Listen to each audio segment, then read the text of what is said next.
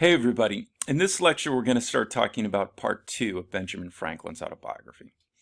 As we've already talked about before, there was a significant gap between Franklin writing part 1 and part 2. He wrote part 1 in 1771, and it wasn't for another 13 years, 1784, that he started writing part 2. The thing that seems to have rekindled his idea to start writing again were two letters that he received, one from a man named Benjamin Vaughan and one from a man named Abel James. Franklin tells us at the beginning of part 2 he'd received these letters a while before, but he'd been busy. So it wasn't until now that he had a chance to sit down and write them. I suspect maybe that has something to do with the whole fighting a revolution and creating a new nation. But he has some time now in 1784, and so he sits down to write them.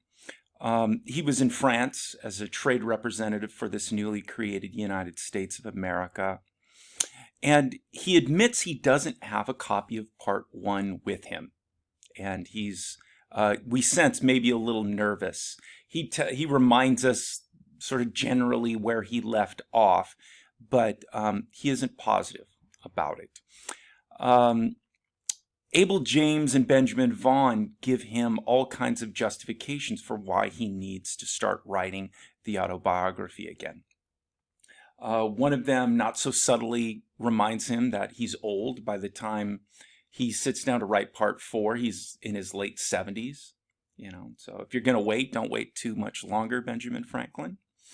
One of them notes that Franklin was an important participant in the creation of a not only new nation, but a novel nation, and that later generations would like to know about that from somebody who had firsthand experience in this creation, so he should write about that. One of them, rather astutely, and we'll maybe talk about this later, tells Franklin, reminds him, hey, you're a famous person, and someday you will die, and when you do, others will write about you, and at that point you won't have any way to defend yourself or correct the record. So wouldn't it be a good idea to write your life story? And therefore, for anybody in later generations who's interested, they can always go back and refer to your own words, and other people won't be able to twist your life story. I say this is astute because about the time Franklin dies is where the Enlightenment is starting to wrap up. And there develops a reaction against some of these Enlightenment ideals that we're talking about.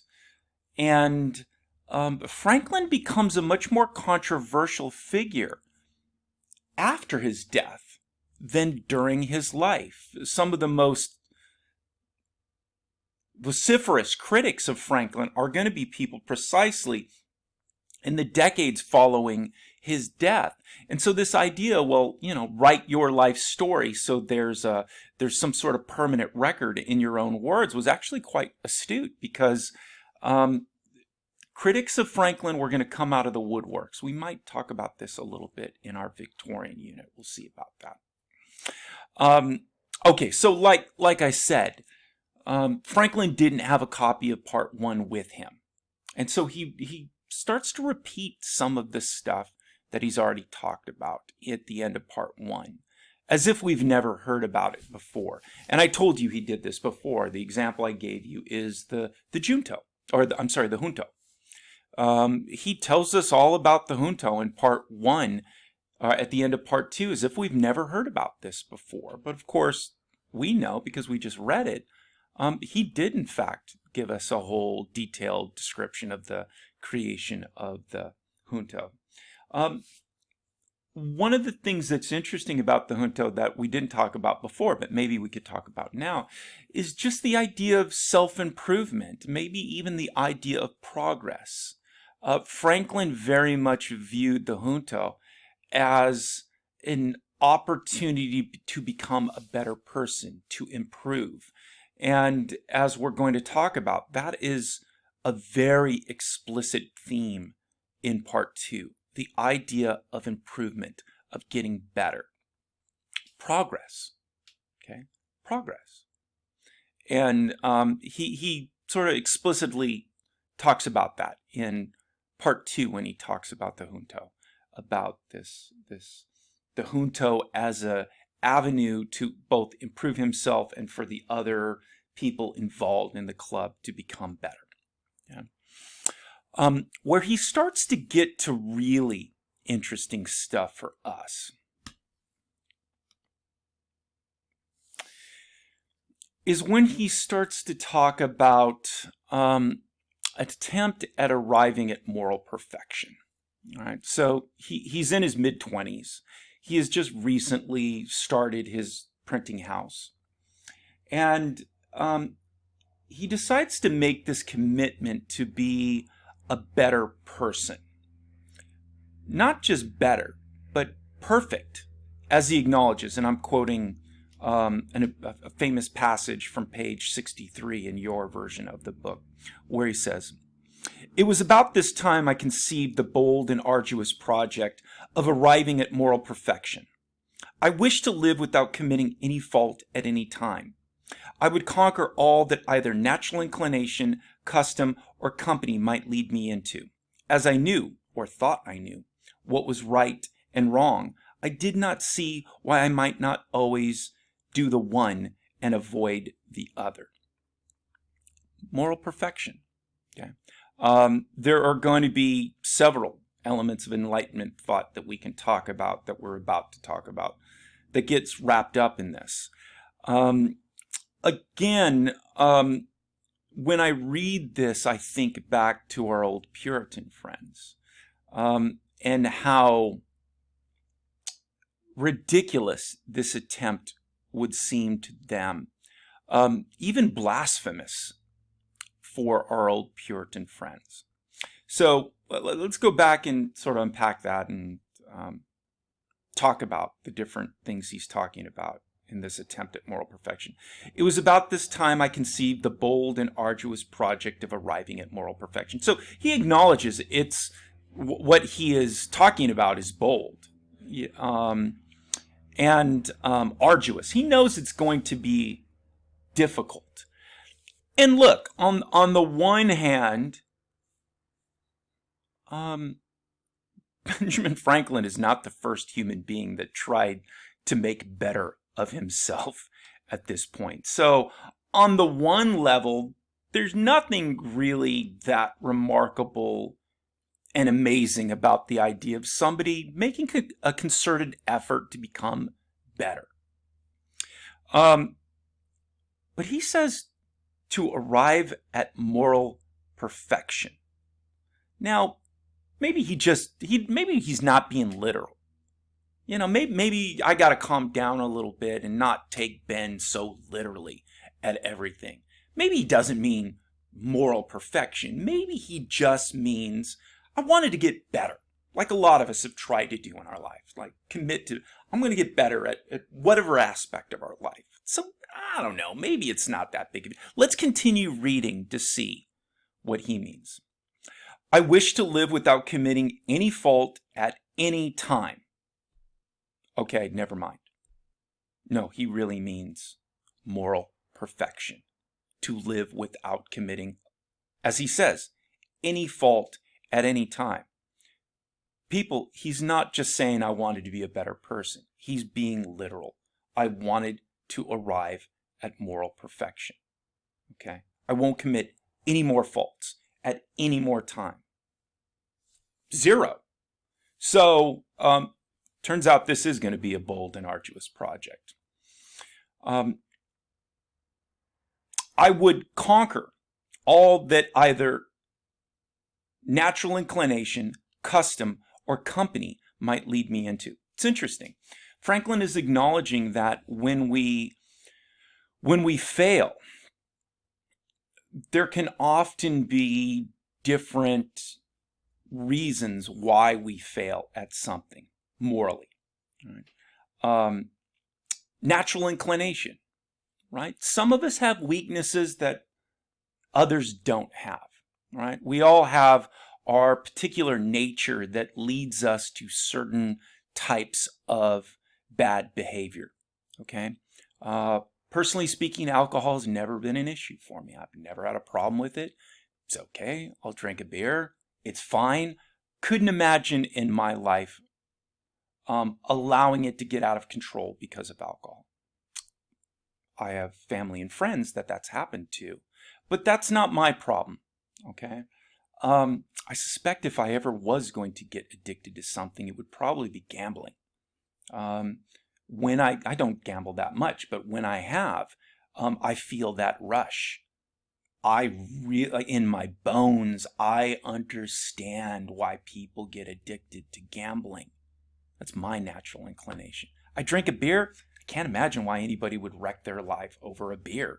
And I like beer, but oh my God, lose your house, lose your family, because of this? That's not my natural inclination. Alcohol just doesn't hit me that way. Okay? Gambling? Oh man, when I've gambled, I can understand how people get hooked on it and lose their house, lose their family. I can see. So Franklin says, I will conquer my natural inclinations. Whatever weaknesses are unique in me, I will overcome them. Custom. Sometimes the reason we do bad things is custom. Think of sort of societal pressures. Sometimes there are bad things, bad behavior, bad acts that are kind of sanctioned by society or allowed to go on in society, that are customary in some societies. Franklin says, I don't care. Even if it's custom to do this thing, it's a bad thing, I'm going to stop doing it. All right? Sometimes it's company. Sometimes your problem is the crew you're hanging out with. That if you were just left to your own devices, you would probably be fine. You wouldn't be getting into trouble. But get your squad together and suddenly trouble starts to ensue. You start doing things you wouldn't otherwise be doing by yourself. Okay? Franklin's saying, I don't care where this impulse to do bad things comes from. Natural inclination, custom, company, I will conquer it all. And then he continues, as I knew or thought I knew what was right and wrong. That's interesting. In his mid-20s, where Franklin is describing this part of his life, he's in his mid-20s when he tries to arrive at moral perfection. He thought morality was pretty black and white. At that time in his mid-20s, he acknowledges, I thought I knew what was right and what was wrong in all situations. The world was black and white. Often when we are young, things seem more black and white. As you get older, as you experience more things, as you become more involved in morally complex and challenging decisions, some people, definitely Benjamin Franklin here, start to realize that things are a bit trickier than they might have seemed when you were a young man or woman. All right. So he says, as I knew, and then he qualifies. Now this qualification, what he places in between those two commas here is old man Benjamin Franklin sitting down to write it. It's 78-year-old Benjamin Franklin. So as I knew, mid-20s Franklin, or thought I knew. That's old man Franklin interjecting. What he's saying is when I was young, I thought the world was black and white and moral decisions were easy to discern. Now old man acknowledges, I really didn't know that. I was wrong about that. Everything's not always black and white. Sometimes there's some gray involved in it. As I knew or thought I knew what was right and wrong, I did not see why I might not always do the one and avoid the other. Okay. I always know what's right. I always know what's wrong. Every time I am at the crossroads of a moral decision, and there's one way I can go, and I know that's the right way, and there's another way I can go, and it's the wrong way. Why can't I always just choose the right way and avoid the wrong way? Why not? Why can't I do that every time for the rest of my life?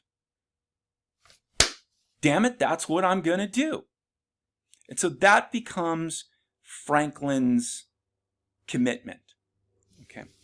Now, why would this be so problematic for our Puritan friends? Why would they consider this downright blasphemous, this attempt? Now, if this was just simply Franklin saying, hey, I want to become a better person, and I'm going to strive to be a more moral and decent person, the Puritans would have been fine with that. They would have been totally cool with Benjamin Franklin doing that. It's where he gets to the point of saying, I will be morally perfect. Remember, for the Puritans, man is evil. Man is inherently evil. Not some men, all men. And not only is man evil, but the thing that redeems us, the thing that makes some of us improve and get better, the thing that cleanses our sins from a Christian perspective, was the sacrifice of Jesus Christ. Jesus Christ was executed by the Romans.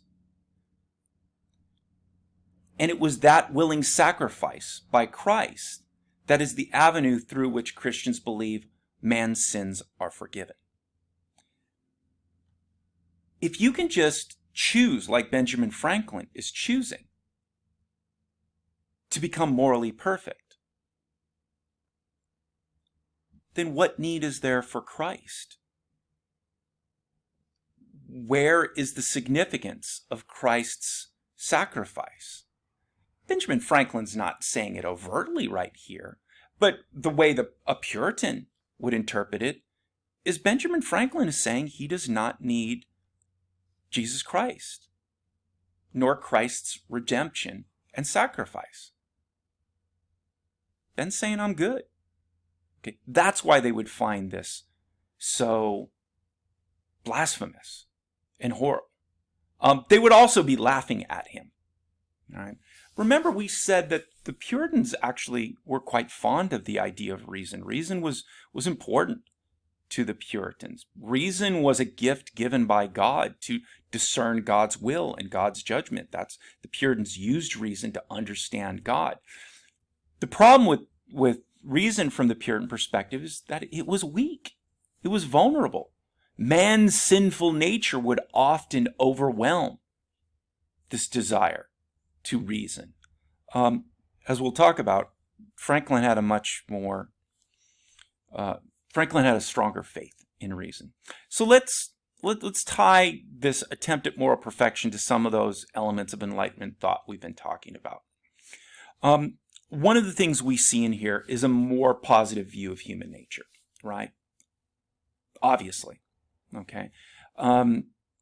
If an individual, through, as Franklin argues, hard work and effort, he's not saying this is going to be easy.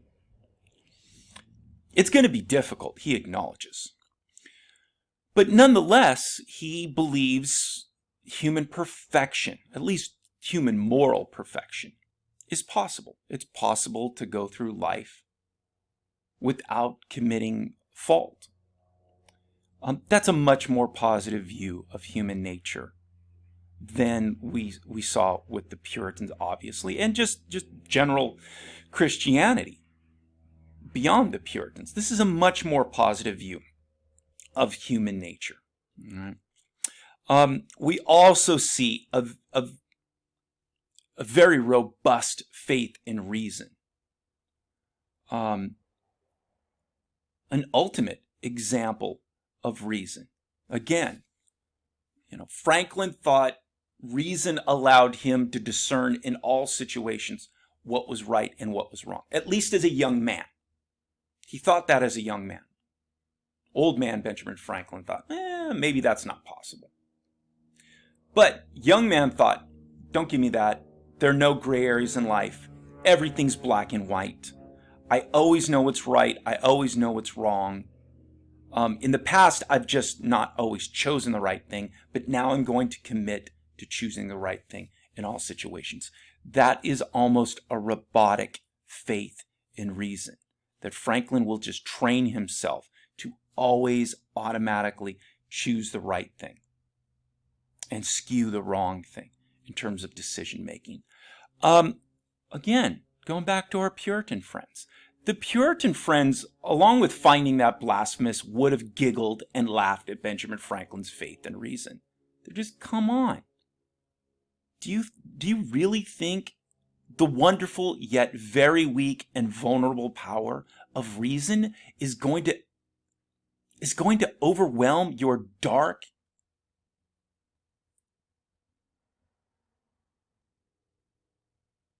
deep-seated evil nature? Do you think that a little bit of reason is going to overcome your evil nature? Come on, get out of town. Never going to happen. Occasionally, yes. Occasionally we can muster up some reason to convince us not to do something bad, but hey, man's evil nature is undefeated as far as the Puritans are concerned. It's ultimately going to win out. So this is not going to happen, Ben. But not Ben.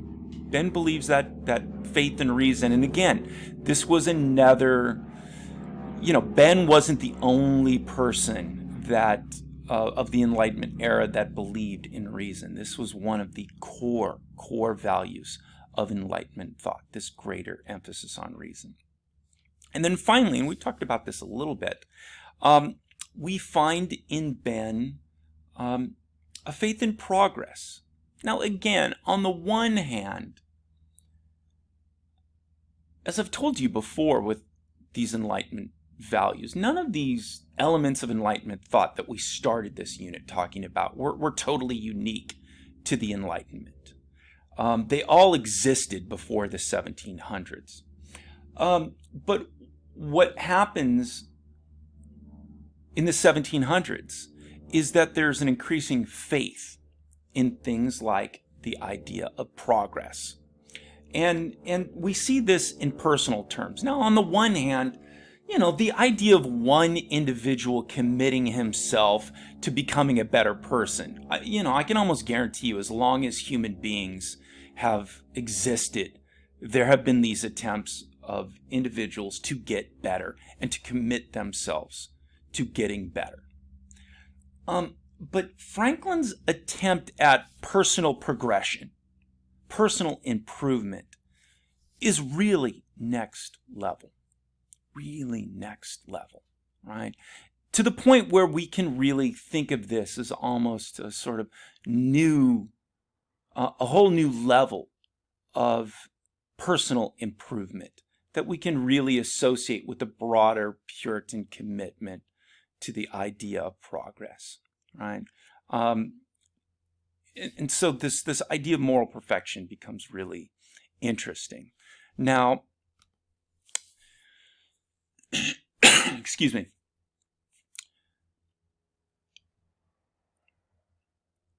Initially, Franklin's attempt at arriving at moral perfection did not go well.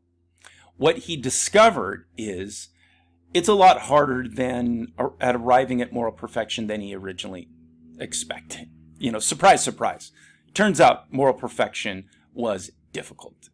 And so what he realized was that it wasn't going to be enough simply to sort of flip a switch in his mind and say, from this point on, I will be morally perfect. He was going to need to do more than that. Because what he found is that he could kind of only focus on one thing at a time. If he was focusing on morally improving in one area, while he was focusing on that area, he would sometimes slip up in an unexpected way somewhere else. And so he was still going to try to arrive at moral perfection, and he was still optimistic. But what he realized was, I was going to have to commit to this more systematically. I am going to have to break certain ingrained bad habits that, and such is the nature of habits, is they occur without us thinking. We just do them. That's what a habit is. Those bad habits he's going to have to break those bad habits, and he's going to have to replace those bad habits with new positive habits. And so that was going to require some more time, some more effort, as we'll see, some more study in terms of this. So he's going to have to come up with a method for arriving at moral perfection. And in our next lecture, we'll talk about Benjamin Franklin's 13 virtues. The 13 virtues were Franklin's systematic method for arriving at moral perfection.